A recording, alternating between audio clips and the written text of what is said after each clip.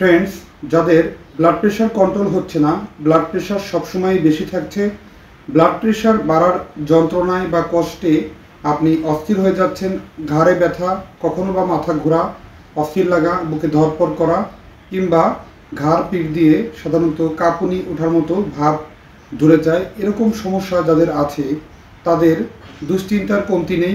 এই সমস্যাটি সমাধানের জন্য আসলে কি করা যায় এবং সঠিক এবং সহজ সমাধানগুলো এবং কোন কোন খাবার খেলে অতি সহজেই এটি কন্ট্রোল করার ক্ষেত্রে গুরুত্বপূর্ণ ভূমিকা পালন করে এবং মুঠি মুঠি ঔষধ সেবন করে যারা দিন পার করছে, ব্লাড প্রেশার কন্ট্রোল হচ্ছে না, আজকে সহজ কিছু টিপস বলে দেব। এটি কিন্তু আপনাকে ব্লাড প্রেশার কন্ট্রোল করার ক্ষেত্রে খুবই গুরুত্বপূর্ণ ভূমিকা পালন করে। তাই না কেটে সম্পূর্ণরূপে ভিডিওটি দেখবেন এবং যারা নতুন সদস্য আছেন তারা অবশ্যই সাবস্ক্রাইব করবেন। চলুন গুরুত্বপূর্ণ আলোচনাটি শুরু করা যাক। ব্লাড প্রেশার সাধারণত বাড়ে বিভিন্ন কারণে। আমাদের দৈনন্দিন জীবনে খাদ্যাভ্যাস এবং চালচলনগত বেশ কিছু সমস্যাজনিত কারণে, এছাড়াও আমাদের কিছু ভুল নিয়মের কারণে ব্লাড প্রেশার কন্ট্রোল হয় না। আনকন্ট্রোল ব্লাড প্রেশারকে কন্ট্রোল করার ক্ষেত্রে যেটি খুবই গুরুত্বপূর্ণ ভূমিকা পালন করে সেটি হচ্ছে ভিটামিন ডি। ভিটামিন ডি আপনি সাপ্লিমেন্ট হিসাবে গ্রহণ করতে পারেন। এটি খুবই ভালো কাজে দেয়। সাধারণত একটি ক্যাপসুল ভিটামিন ডি এটি আপনি 20,000 অথবা 40,000 ইউনিট বিভিন্ন প্রকারভাবে বাজারে পাওয়া যায়, সেটি ওজন ভেদে। এ বিষয় নিয়ে বিস্তারিত আলোচনা আছে। আপনারা এটি খেতে পারেন।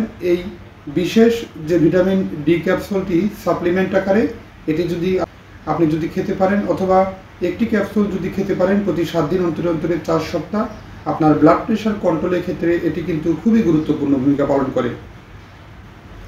এছাড়াও আপনি কিছু বিশেষ নিয়মকানুন এবং বিশেষ খাদ্য গ্রহণ করতে পারেন। এর পাশাপাশি আপনি ম্যাগনেসিয়াম এবং সমৃদ্ধ বিশেষ একটি সল্ট আছে, সেটি হচ্ছে ইপসাম সল্ট। আপনারা যারা আছেন বিভিন্ন প্রকার জায়গাতে পেতে পারেন, ঢাকার গুলিস্তান এছাড়াও বিভিন্ন মার্কেটগুলোতে আপনারা পেতে পারেন। এটি ইপসাম সল্ট, এই বিশেষ লবণ, এটি 1 থেকে 2 চামচ পরিমাণে আপনারা এই লবণটি 40 লিটার পরিমাণ পানির সাথে মিশ্রিত করে আপনারা গোসল করতে পারেন। এটি ব্লাড ভেসেলকে প্রসারিত করে। সংকুচিত ব্লাড ভেসেলের ভিতর দিয়ে রক্ত চলাচলে ব্যাহত হয়ে ব্লাড প্রেশার বেড়ে যায়। যখন ব্লাড ভেসেলগুলো প্রসারিত হয় তখন কিন্তু আপনাদের অনেকটাই স্বস্তি লাগে, ব্লাড প্রেশার বা ব্লাডের চাপ বা রক্তের চাপটি কমে আসে, আপনার শরীর সুস্থ অনুভূত হয়। এর পাশাপাশি কিছু খাবার আছে যে সমস্ত খাবার পর্যাপ্ত পরিমাণে পটাশিয়াম বিদ্যমান, যেমন ধরুন কলাতে প্রচুর পরিমাণে পটাশিয়াম বিদ্যমান আছে। এটি কিন্তু ব্লাড প্রেশার কমাতে খুব গুরুত্বপূর্ণ ভূমিকা পালন করে। এর পাশাপাশি আপনারা ডাবের পানি খেতে পারেন, এতে প্রচুর পরিমাণে পটাশিয়াম বিদ্যমান। এটি কিন্তু ব্লাড প্রেশার কমাতে খুবই গুরুত্বপূর্ণ ভূমিকা পালন করে।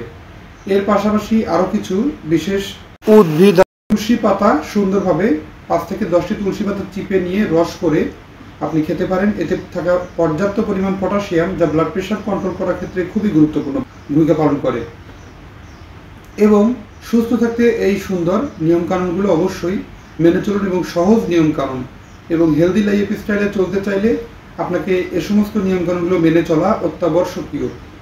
দেখবেন একটানা 1 মাস এই নিয়মগুলো ফলো করলে আপনি কিন্তু সুস্থ স্বাভাবিক অবস্থায় ফিরতে পারেন, আর মুঠি ঔষধ সেবন নিয়ে দুশ্চিন্তায় থাকতে হবে না। ধন্যবাদ। আজকের অনুষ্ঠানটি এ পর্যন্তই। অনুষ্ঠানটি কেমন লাগলো অবশ্যই কমেন্ট করে জানাবেন। অনুষ্ঠানটি ভালো লাগলে লাইক, কমেন্ট, শেয়ার এবং সাবস্ক্রাইব করতে ভুলবেন না। আল্লাহ হাফেজ।